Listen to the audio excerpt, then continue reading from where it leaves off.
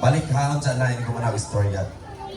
Sa baryo sa Himayangan, samtang nag-andam ang tanan, para sa kapistahan sa balaang bata. Kalit nga miabot ang kusog nga bagyo. Ang mga tao nangahadlok tungod sa kusog nga hangin o bundak nga uwan. Nga niinumanan sa dawdaw ug kilat. Si Filimon usa ka mananagat.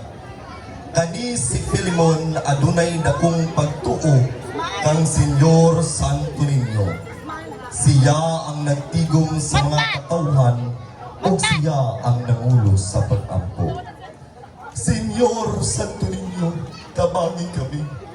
Naghilak siya samtang nagduko ang tanan.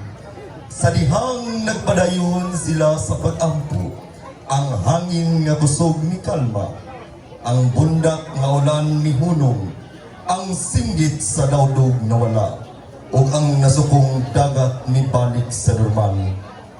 Pagkabuntag, nakita nilang tanan, nangahagba ang balay, nangapukan ang kahoy, o nanganila ang mga lupi. Ang mga katawhan nagpasalamat kang Senyor Santo Niño, luwas ang mga katawhan. Nagpasalamat sila ug misaulog sa Senyor Santo Niño.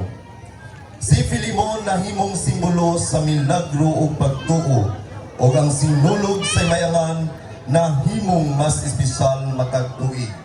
Andiya na ang pundok hiusa